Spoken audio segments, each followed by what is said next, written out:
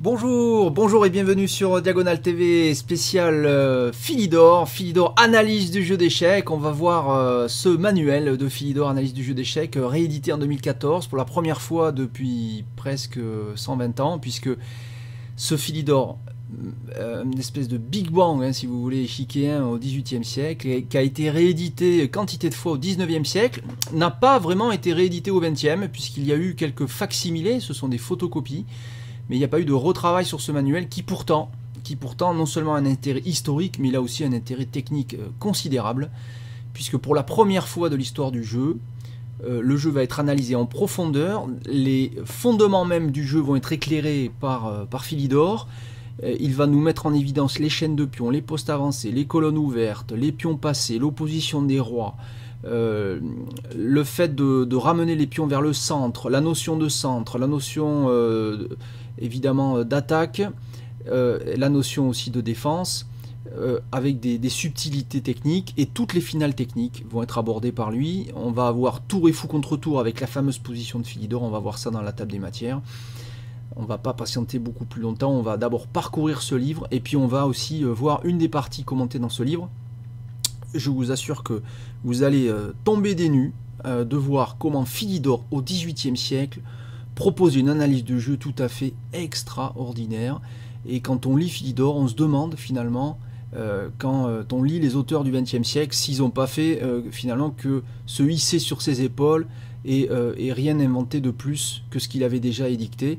Vous allez voir à quel point le français avait profondément maîtriser ce jeu, un français tout à fait exceptionnel, puisqu'il non seulement c'était sans doute, tout le monde le reconnaît aujourd'hui, le meilleur joueur de son temps. S'il y avait eu un championnat du monde, il aurait sans doute gagné ce championnat haut la main, mais c'était aussi un très grand musicien, puisqu'il était musicien à la cour de Louis XV.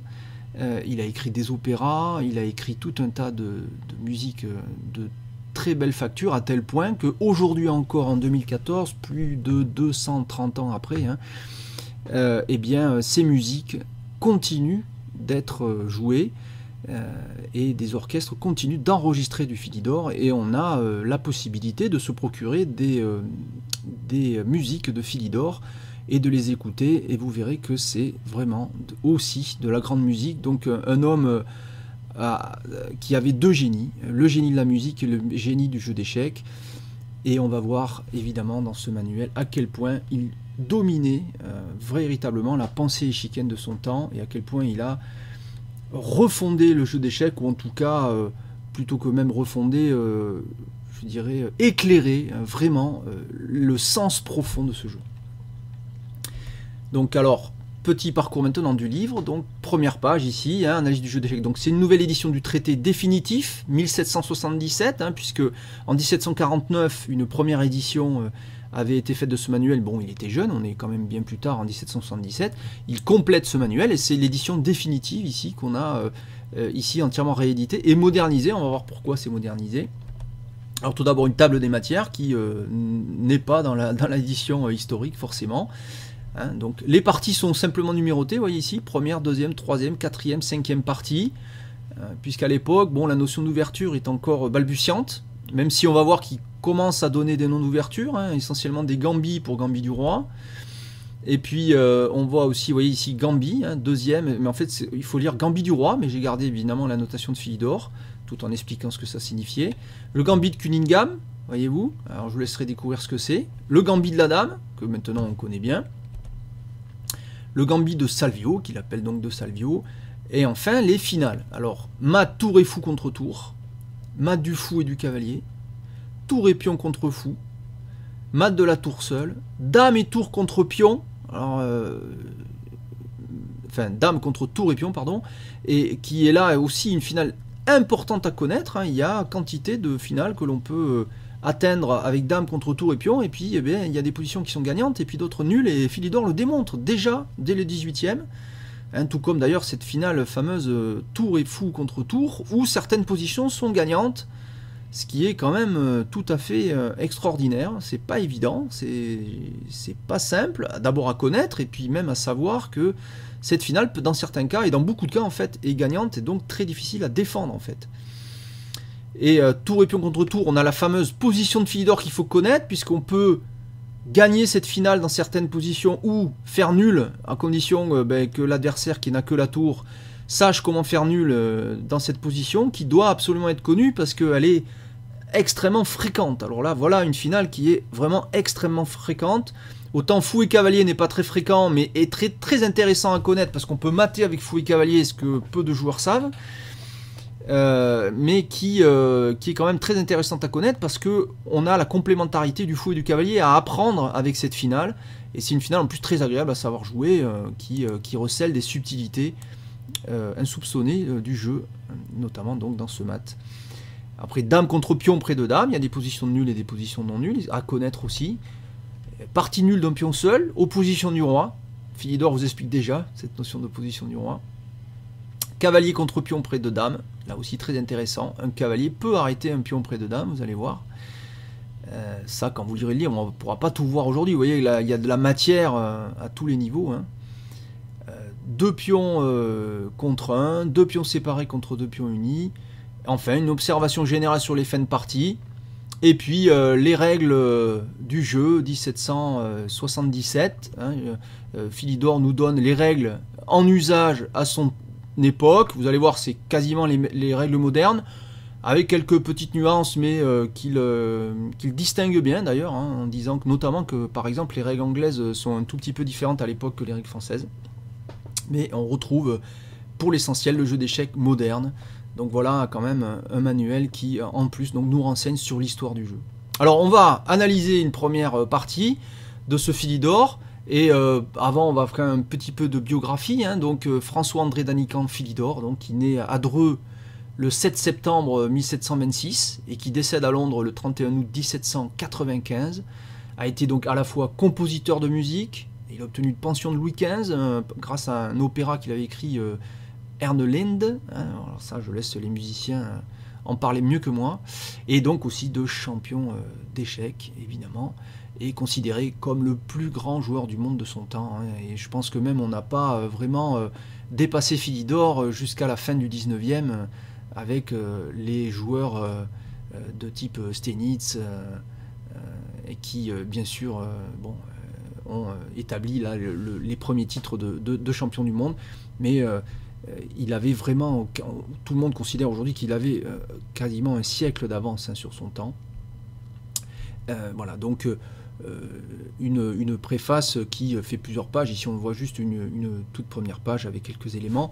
Et donc ce premier manuel, donc, édité en 1749 et réédité de façon définitive en 1777 avec des compléments que Philidor a rajoutés donc, pour compléter son analyse qu'il nous a légué en héritage à nous français, puisque c'est quand même un français. Il l'a écrit en français ce texte, alors même s'il à l'époque il l'avait écrit en notation descriptive, pardon, justement, qui est difficile à lire et qu'il a fallu traduire en notation algébrique. Alors on va voir comment ce manuel se compose pour les parties. Voilà, tout simplement, donc de façon moderne, on a les coups de façon algébrique, et puis j'ai tenu, voyez, à mettre un diagramme tous les environ 3, 4, 5 coups, hein, c'est-à-dire qu'on peut lire le Philidor quasiment sans échiquier, il n'y a pas vraiment besoin d'échiquier pour lire le Philidor, et on peut aussi remarquer qu'on aura toujours un diagramme quand Philidor explique, hein. Donc tout ça c'est des commentaires de Philidor,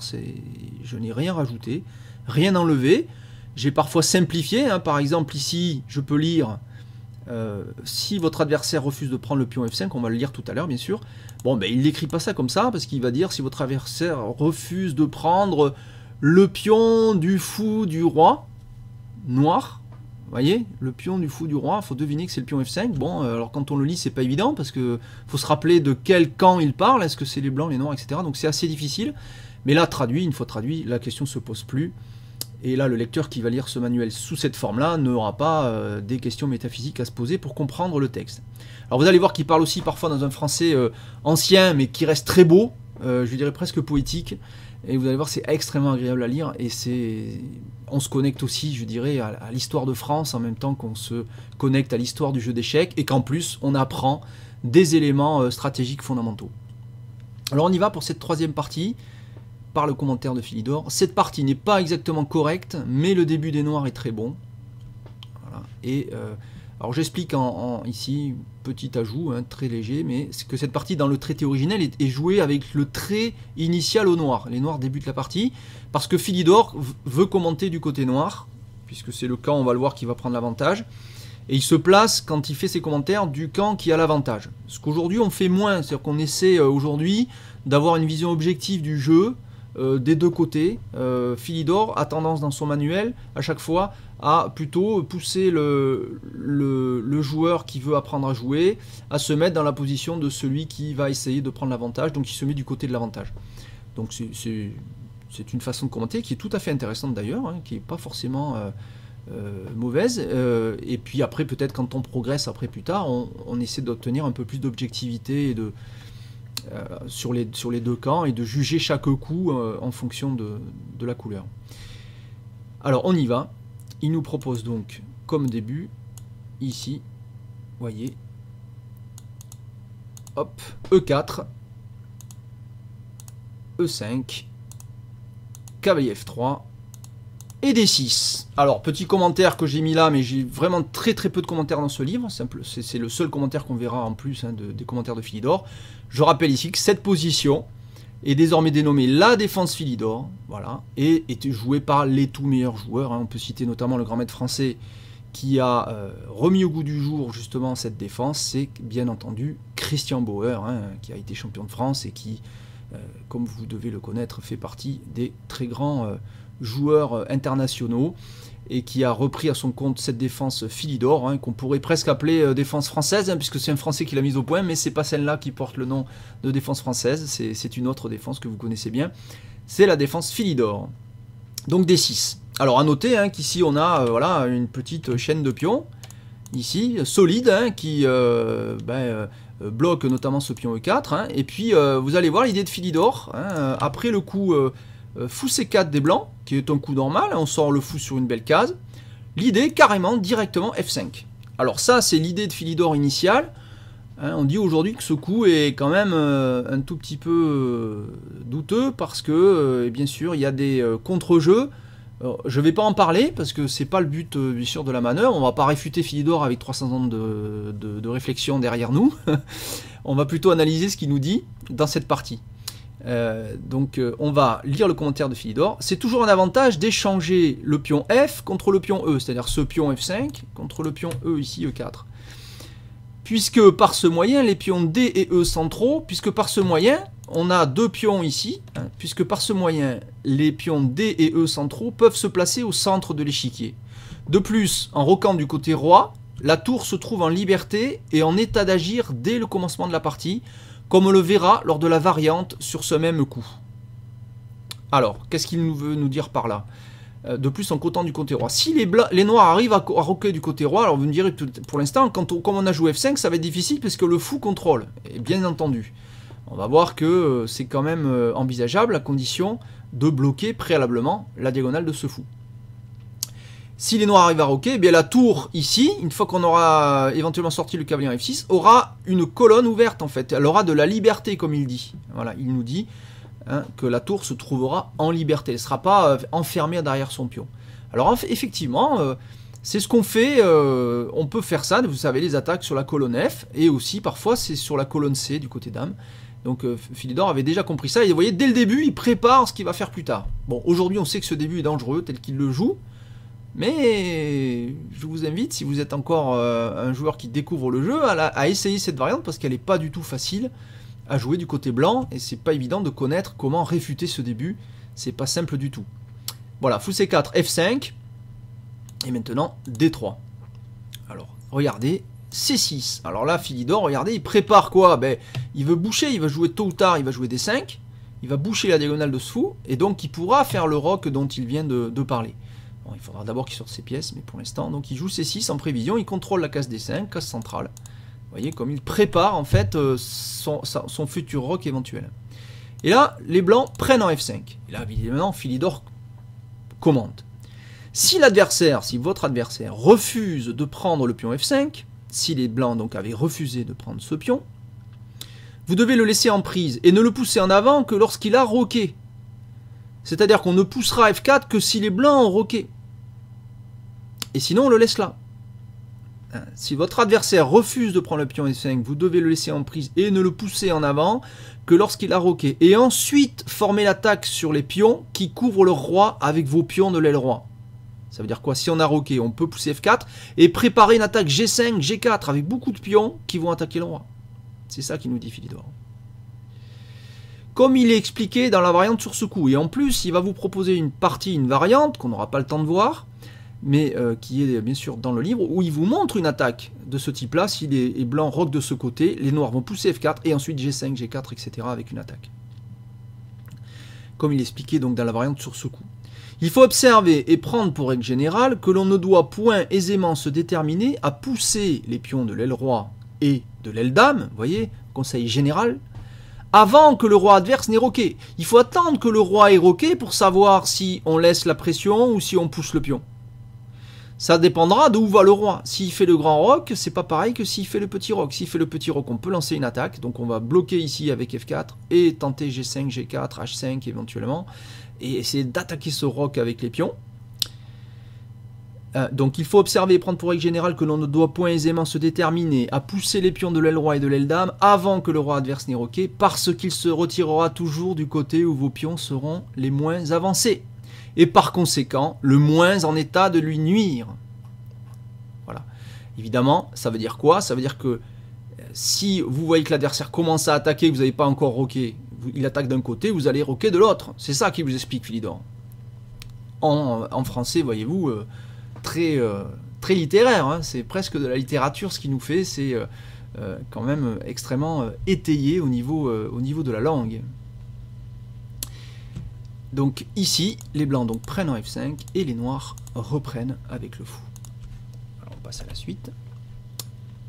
Fou G5 des blancs, logique, hein, on sort une pièce et en même temps on en profite pour attaquer la dame, pour essayer de gagner du temps. Voilà. Et les noirs, tranquilles, jouent cavalier F6.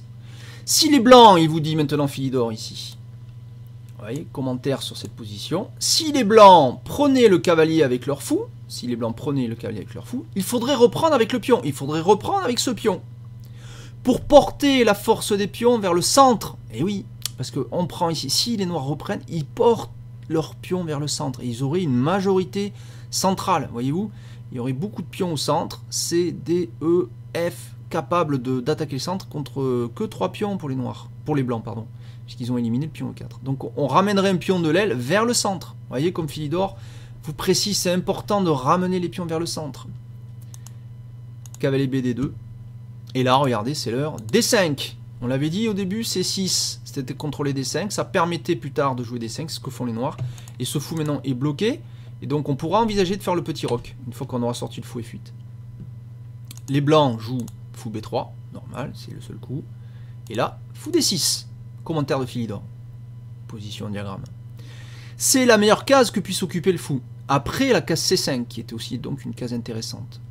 À cette place, il peut servir à former l'attaque sur le pion H2. Regardez, il vous explique que déjà, il peut, ce fou, attaquer plus tard, voyez, comme il voit loin. Attaquer le pion H2. Au cas où les blancs roquent de ce côté. Bien sûr, il précise, au cas où les blancs font le petit roc. Si les blancs roquent de ce côté, ce fou est menaçant. Même si pour l'instant il y a un pion, ben à tout moment ce pion peut avancer et il peut y avoir une attaque sur le pion H2.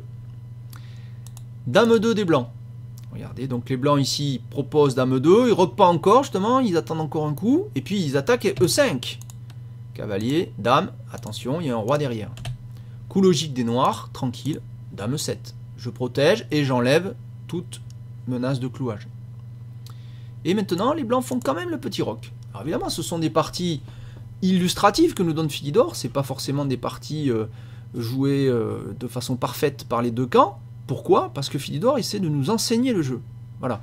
Il n'est pas en train de nous donner des parties parfaites, il nous donne des parties où justement on peut faire des erreurs stratégiques, comme ici peut-être pourquoi faire le petit roc alors que les noirs ont déjà la colonne F ouverte, que peut-être H6, G5 va venir assez vite avec ce fou qui va être obligé de prendre, donc d'ouvrir des colonnes sur le roi. Bien sûr, ça paraît pas forcément une bonne idée, mais Philidor nous apprend à jouer. C'est ça le but de Philidor ici. Si les blancs avaient roqué, alors il nous explique sur cette position, si les blancs avaient roqué du côté dame, il vous explique qu'est-ce qu'il aurait fait stratégiquement dans le cas inverse. Si les blancs avaient roqué du côté dame, il aurait fallu nécessairement pour les noirs roquer du côté roi. On aurait roqué avec les noirs du côté roi. Pour attaquer ensuite plus aisément avec les pions de l'aile dame. Mais c'est-à-dire que Philidor aurait quand même attaqué du côté dame. Regardez, il aurait joué ses pions A, A5, B, B5, poussé A4, attaquer ce fou. Et ouvrir les colonnes quand même sur le roi blanc. Alors que c'est plus difficile pour les blancs d'attaquer de ce côté-là. Parce qu'il n'y a pas vraiment de point d'achoppement. Ici, ce fou est une cible. Du côté noir, c'est plus difficile de trouver des cibles. D'autant que la colonne F est ouverte. Donc c'est les noirs qui ont du jeu, qui ont de la liberté. Hein. Vous voyez? Donc si les blancs avaient roqué du côté dame, il aurait fallu nécessairement pour les noirs roquer du côté roi, donc du côté opposé, hein, pour attaquer ensuite plus aisément avec les pions de l'aile dame. Il est bon de donner encore ici pour règle générale que, comme il est souvent dangereux d'attaquer trop tôt son adversaire, vous ne devez pas vous presser dans votre attaque avant qu'au préalable, vos pions ne soient tous bien soutenus, et par eux-mêmes, et par vos pièces. Sans quoi, ces forces d'attaque deviennent entièrement inutiles, ainsi qu'on le verra dans la variante sur ce coup. Ce commentaire très profond de Philidor va être en plus illustré par une variante, c'est-à-dire à partir de cette position, il va vous proposer une partie où il va illustrer ce qu'il vient de vous expliquer, qu'il est bon donc de ne pas attaquer trop tôt hein, et de ne pas se presser dans son attaque avant de bien assurer ses pions. Vous voyez comme il donne toute l'importance aux pions. Cavalier B. Alors, petit roc, voilà, c'est ça. D'abord petit roc, cavalier B, D7. Voilà. Et ici, regardez, cavalier H4. Intéressant. Il va nous expliquer, hein, Philidor ici. Voilà, position. Les blancs jouent ce cavalier pour faire place au pion F2. C'est-à-dire les blancs vont vouloir jouer F2 pour essayer de casser un peu cette muraille de pions noirs, ce centre noir très fort, essayer de casser avec F2. Et en même temps, on attaque le fou F5. Donc les blancs jouent le cavalier pour faire place au pion F2 afin de le pousser ensuite de 2 cases, donc afin de jouer F4. Hein, pour tâcher de rompre la ligne des pions noirs, cette fameuse ligne de pions noirs ici, surtout cette ligne, cette double ligne ici, c'est de la casser, forcer les noirs à pousser, de prendre et d'essayer d'affaiblir cette force noire ici. Dame 6 pour les noirs. Et ici, regardez, donc les noirs protègent le fou. Cavalier prend F5. Si au lieu de prendre ce fou, ici, si au lieu donc de prendre ce fou, les blancs avaient poussé le pion F2 en F4, si on avait joué F4, il aurait fallu attaquer leur dame avec fou en G4. Il aurait fallu, pour les noirs donc, ici, jouer fou G4, attaquer la dame. Et le coup d'après, pousser le pion H sur le fou G5. Et le coup d'après, on aurait poussé le pion H ici, sur le fou G5, c'est-à-dire en attaquant le fou G5. On aurait d'abord, donc si les blancs avaient joué F4, on aurait d'abord joué fou F5, attaque la dame, dame joue, et ensuite H6. C'est ça que nous dit Philidor dans son style à lui, dans son français à lui. Donc il aurait fallu attaquer leur fou, la dame avec fou G4, et le coup d'après pousser le pion H sur le fou G5, pour forcer les blancs à prendre le cavalier F6. Et en ce cas, l'avantage noir... Et en ce cas, donc, l'avantage noir aurait été de reprendre le fou avec le pion. La même idée que tout à l'heure, on aurait repris avec le pion G7. Pour soutenir d'autant mieux le pion E, pour soutenir le pion central. Puis le remplacer s'il est pris plus tard, c'est-à-dire en cas d'échange, on le remplacera par ce pion G7 qui sera venu en F6, reprendre le fou, puis pourra revenir en E en cas d'échange. Voilà ce que nous explique Philidor. Toujours pareil, on joue à fond pour le centre. Donc cavalier prend F5, dame prend F5, fou prend F6, hein, attention, fou prend F6, le fou était attaqué, hein, alors que font les blancs, hein, pas évident là ici, fou prend F6, petit commentaire comme de Philidor, si les blancs n'avaient pas pris ce fou, si les blancs ne ce cavalier, pardon, si les blancs ne prenaient pas ce cavalier, leur fou se trouverait enfermé par les pions noirs et ils perdraient 3 coups inutilement. C'est-à-dire que si on n'avait pas pris, ben, le fou était pris, si on avait joué fou H4, on aurait sans doute avec les noirs joué G5, et envoyer déjà les pions contre le roi, parce que c'est clair maintenant qu'on va faire le grand roc.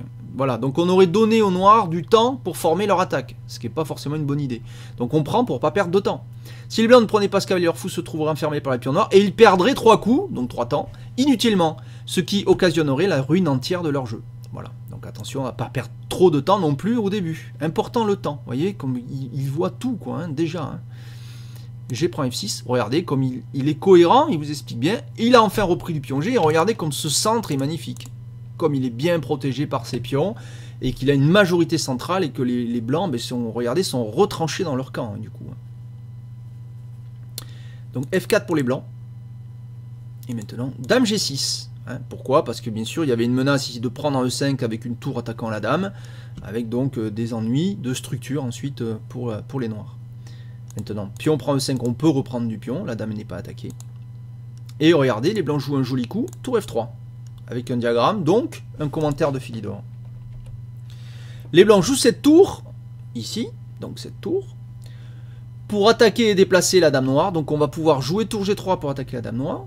Ou la doubler. Doubler la tour. Regardez, déjà Philidor vous explique doubler la tour. Au besoin avec leur autre tour. Voilà, il vous explique le doublement des tours. On est au XVIIIe siècle. Regardez comme il explique tout. Extraordinaire. H5. Quelle est l'idée de ce coup? Il va vous expliquer Philidor. Parce que là, on aurait pu se dire je rock. Et non, on joue d'abord H5 parce que les noirs poussent ce pion de 2 cases pour faire place à leur dame au cas où l'adversaire l'attaque avec leur tour. Au cas où les blancs attaquent la dame, maintenant on va pouvoir jouer la dame à l'abri. Ce qui n'était pas le cas ici, parce que si on attaque la dame et que la dame vient à H6, on continue de l'attaquer éventuellement par tour H3. Et les blancs pourraient par exemple faire nul par répétition de coups. Et c'est pas l'idée des noirs, les noirs sentent qu'ils ont l'avantage ici. Gros centre, colonne ouverte, colonne F, colonne G sur le roi. Il joue H5, pour mettre la dame derrière le pion et continuer son attaque au cas où la tour avait attaqué la dame. Donc ici, tour A, F1, grand roc, ça paraît logique. Et maintenant C4, coup intéressant. Et là regardez, magnifique, E4, les noirs jouent E4. Position et commentaire énorme de Philidor. Très important ce coup. C'est un des coups les plus techniques du manuel, je crois. Il y en a pas mal, il y en a quelques-uns quand même d'autres, hein, c'est pas le seul, mais c'est un des plus techniques parce que c'est un vrai sacrifice de pion. Mais Philidor va vous expliquer. Voici un coup difficile, donc on va écouter Philidor. Hein. Je vais tout lire d'un coup. Voici un coup difficile à bien comprendre et à bien expliquer.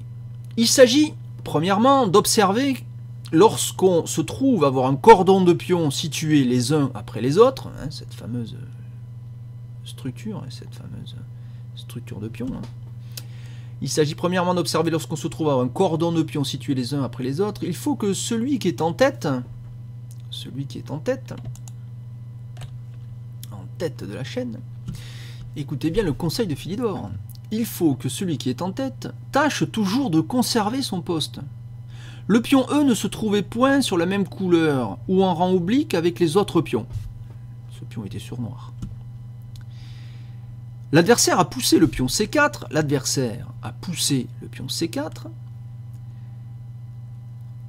pour deux raisons.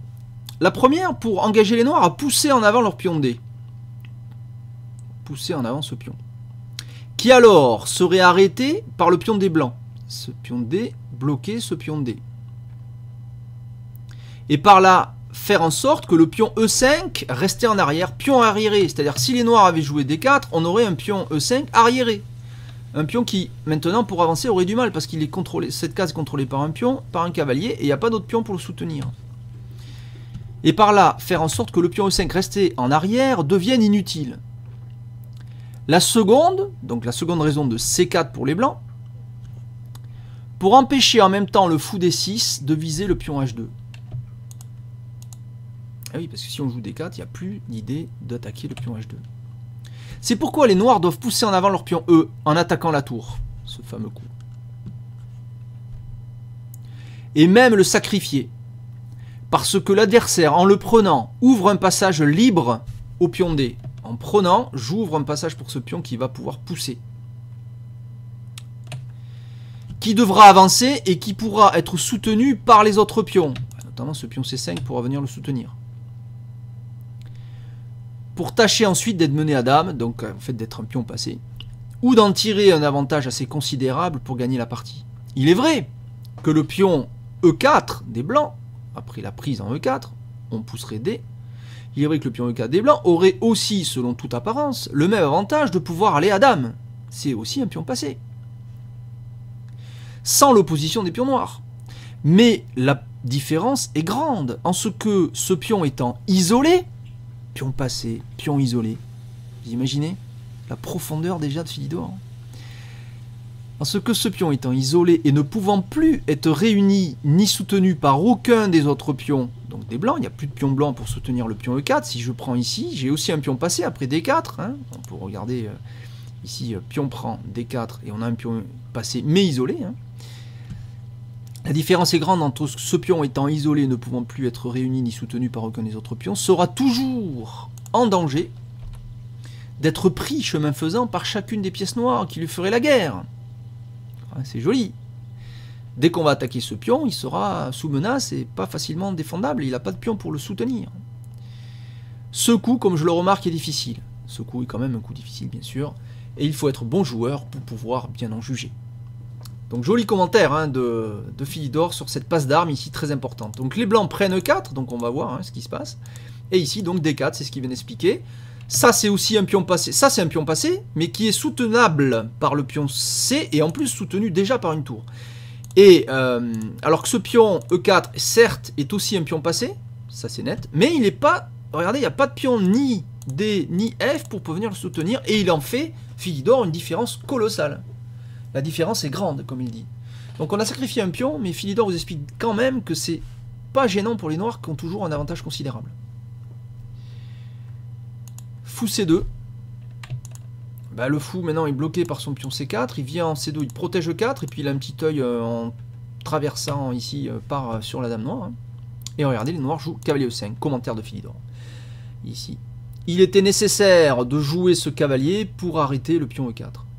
D'autant plus que ce même pion, dans sa position actuelle, bouche le passage au fou C2. Et même au cavalier D2. Ce cavalier est bloqué par C4 et par E4. Donc en jouant cavalier E5, on bloque ces pièces. Voilà. En laissant figer les pions blancs adverses. Tour F6, attaque la dame. Dame G7. Dame F2. Hop, diagramme, commentaire. Les blancs jouent leur dame pour donner ensuite échec.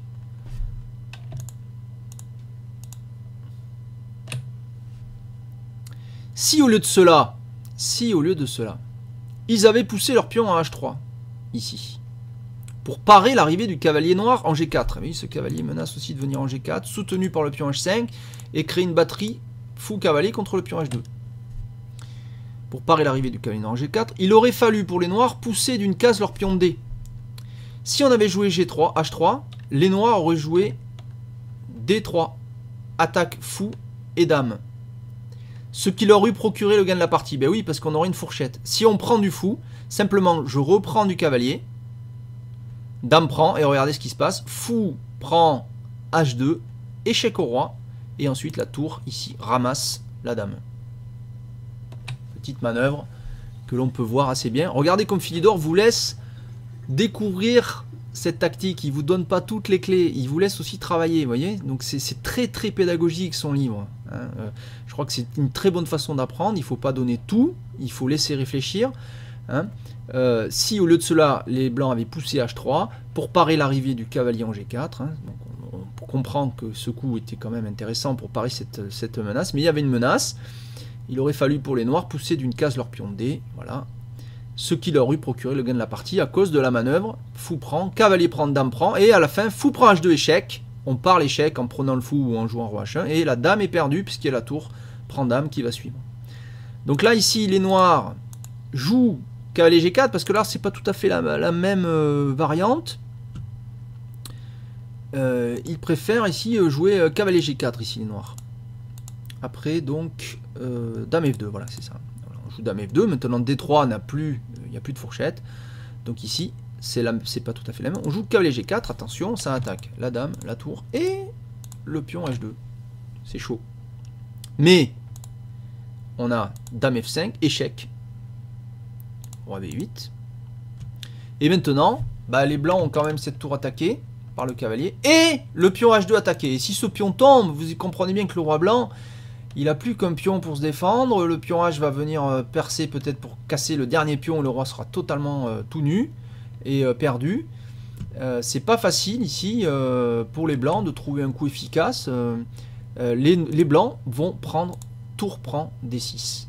Si les blancs prennent ce fou pour sauver leur pion H2. Voilà, je vous explique, pour sauver le pion H2. D'autant plus que ce fou les gêne, d'autant plus que le fou donc les gêne plus que toutes les autres pièces noires, et que par ce coup, les blancs peuvent clouer la tour adverse avec leur dame, c'est ce qu'on va voir. Après tour prend D6, les blancs jouent dame F4 en clouant la tour noire. Mais les noirs jouent quand même ici dame 5, et Philidor va vous expliquer que c'est pas toujours grave d'échanger les dames, c'est même toujours intéressant quand on a l'avantage en finale, encore faut-il savoir qu'on a l'avantage. Et bien ici on a une qualité en plus, c'est-à-dire une tour contre une pièce mineure. Et Philidor vous explique, ayant une tour pour un fou, à la fin d'une partie, donc là, ce qu'on appelle aujourd'hui la qualité, il est avantageux d'échanger les dames, parce que la dame adverse gêne dans sa position actuelle, et bien cette dame clouait quand même la tour. Hein. Et pour éviter le mat, là, dame prend H de mat, et quand même, les blancs se trouvent forcés de la prendre. Voilà, donc il faut donc prendre ici, et après, cavalier prend E5, on a une série de coups, tour F5, cavalier G4, C5 attaque la tour, tour G6,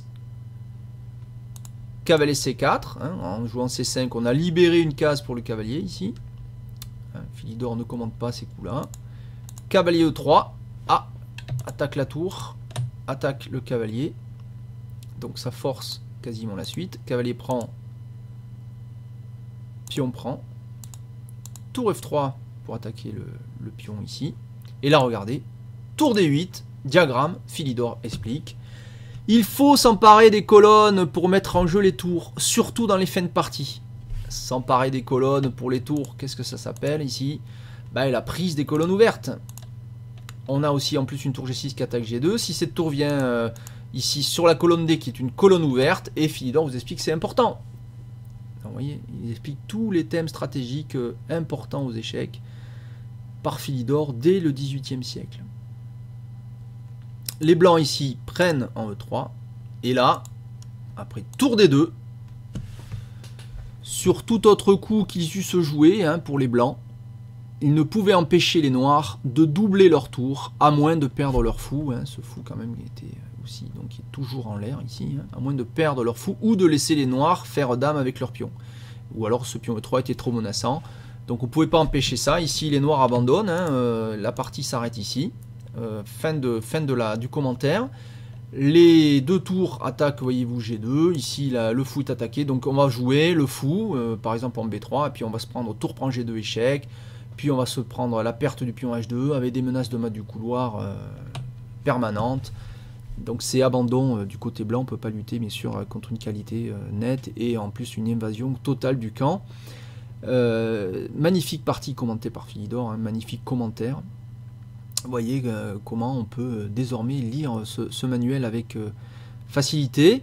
A noter que la page ici continue sur les variantes, la première variante qui est citée dans cette partie, puisque cette partie va être agrémentée en sus de quelques variantes illustratives des thèmes que Philidor a mis en évidence. Voilà. Donc Philidor fait ce manuel pour apprendre, pour enseigner, pour vous apprendre et pour donc enseigner les grands thèmes stratégiques donc, du jeu d'échecs, afin que vous puissiez savoir quoi jouer dans toutes les positions, prendre les colonnes ouvertes comme on l'a vu, faire attention au centre, ramener les pions vers le centre.